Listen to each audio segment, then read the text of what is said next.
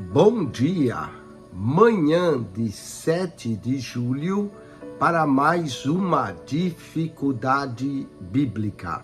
E essa é a nossa dificuldade de número 919. Estamos falando de dificuldades no Evangelho de Mateus. Mateus, capítulo 26, verso 34, lemos: Disse-lhe Jesus: em verdade te digo que nessa mesma noite, antes que o galo cante, 3 vezes me negará. Antes que o galo cante, 3 vezes me negarás. Como é que nós podemos conciliar os diferentes relatos da negação de Cristo por Pedro? Podem estar de acordo quando um evangelho fala uma coisa, outro fala outra. Vamos à solução dessa dificuldade. Em relação à negação de Pedro, Mateus 26, 34, diz que o Senhor Jesus afirmou o seguinte: em verdade te digo que nesta mesma noite, antes que o galo cante, tu me negarás 3 vezes. Mas, em Marcos 14, 30, menciona as palavras de Jesus de modo mais extenso. Em verdade te digo que hoje, nesta noite, antes que 2 vezes cante o galo, tu me negarás 3 vezes. Em Lucas 22, 34, segue o modo substancial a redação de Mateus, conquanto apresenta uma versão mais breve ainda. Teríamos aqui uma discrepância real, como alegam alguns críticos. Dificilmente o galo cantou 2 vezes. Parece que Jesus não especificou que o galo cantaria pela 2ª vez, no momento em que Pedro expressar sua 3ª negação. A parte mais importante da predição não está na quantidade de vezes em que a ave cantaria, mas no número de vezes que Pedro negaria perante seus interrogadores que pertenciam a Jesus, ou mesmo que o conheciam. Acrescentar informação não é a mesma coisa que contradizer. Um testemunho mais informativo não desfaz necessariamente um outro, que é mais breve. Esse tipo de variação observa-se nas notas que os alunos recebem em aula. Alguns incluem mais pormenores, outros menos. Todavia, não significa que possa servir de testemunha do que o professor de fato ensinou. O mesmo princípio se aplica ao tríplice relato do episódio da negação de Pedro. Cada evangelista sinótico, Mateus, Marcos e Lucas, anotou certos itens não incluídos pelos outros 2.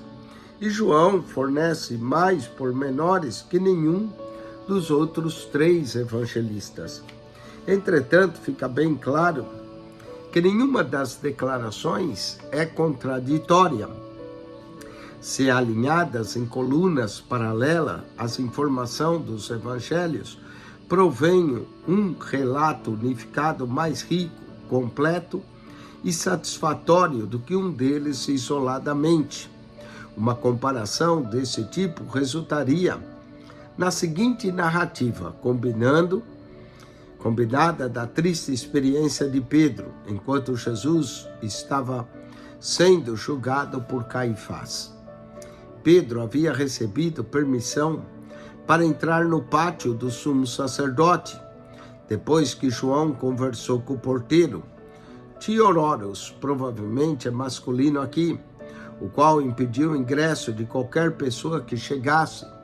João 18, 15 e 16. Depois de Pedro haver entrado, sentou-se junto ao fogo, a fim de aquecer-se naquela noite fria. Lucas 22, verso 56. Todavia, uma mocinha que servia de porteira na parte interna do portão, pôs-se a observá-la atentamente e, por fim, exclamou em alta voz: Tu também estavas com Jesus, o Nazareno. Marcos 14, 67 e Lucas 22, 56, diz: esse também estava com ele. A seguir, ela lhe perguntou subitamente: não és tu também um discípulo desse homem? João 18, 17. Diante disso, Pedro pronunciou sua primeira negação: não o conheço, não sei o que dizes. Marcos 14, 66 e Mateus 26, 10. A seguir, ele declarou veementemente: mulher, não o conheço. Lucas 22, 57. Depois de ter evitado o perigo, Pedro perambulou por ali indo a um alpendre, mas até ali ele conseguiu atrair atenção indesejável. Outra criada, que talvez fora instruída pela porteira, falou a um dos presentes: esse também estava com Jesus, o Nazareno. Mateus 26, 71. Esse é um deles, insistiu ela. Marcos 14, 69.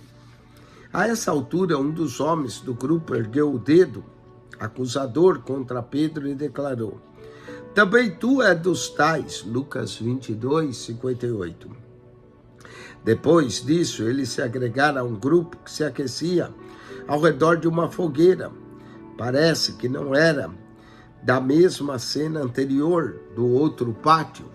Esses homens também o acusaram: verdadeiramente és também um deles, porque o teu modo de falar o denuncia.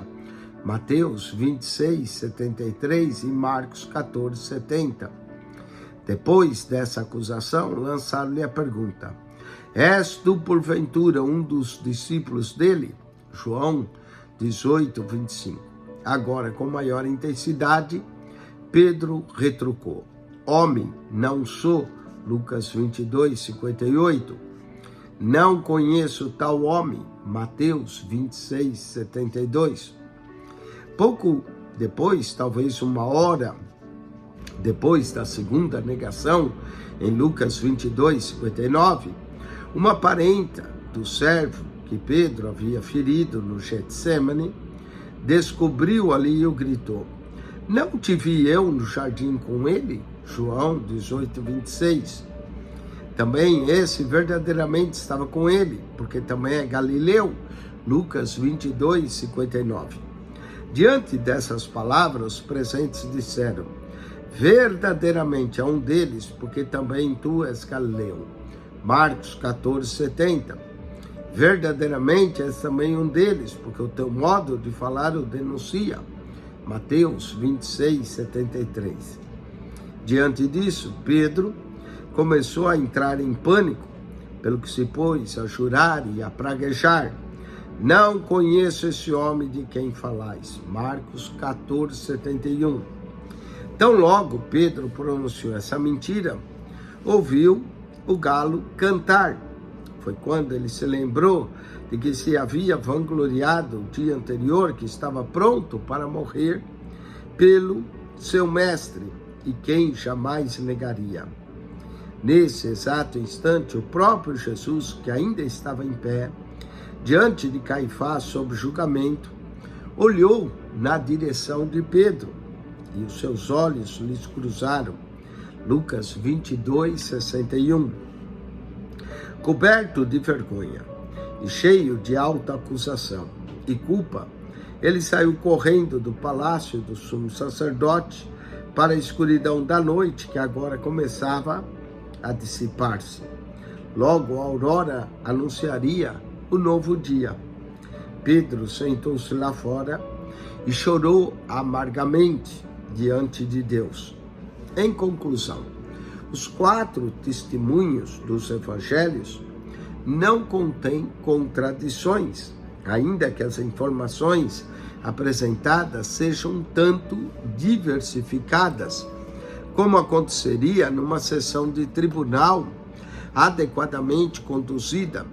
É tarefa do juiz e do júri juntar todos os que têm relatados ou relação com o acontecimento investigado, cujas evidências estão sendo julgadas, com base no testemunho de cada pessoa. Grande parte do relato é bem claro. Será idêntico, mas sempre haverá alguns pormenores que vieram à lembrança, à mente de algumas pessoas que não coincidem perfeitamente com os mencionados por outras testemunhas. Segundo as leis das provas e evidências, não há base sólida para que se conclua, como fazem alguns estudiosos enganados, os quais seguem os desvios de interpretação, que as diferenças entre os evangelistas envolvem discrepâncias genuínas e contradições que não foram resolvidas. Tais críticos seriam totalmente incompetentes para atuar em um tribunal. Temos que entender também que há liberdade dos evangelistas em relatar e trazer pontos que eles acham importantes em seus evangelhos. Mas isso não é contradição, é apenas uma diferente forma de narrar o mesmo fato. Bom, espero que você tenha gostado da dificuldade de hoje, e isso também se dá com outras passagens dos evangelhos. Deus te abençoe em Cristo Jesus. Acione o nosso canal no YouTube, PR Eugênio Piacentini, o canal da Bíblia. PR Eugênio Piacentini, o canal da Bíblia. Clique naquela foto redonda, vai lhe aparecer um menu. Clique no playlist e ali no playlist você vai encontrar um total de 260 pastas com mais de 8.000 vídeos para você. PR Eugênio Piacentini, o canal da Bíblia. Subscreva.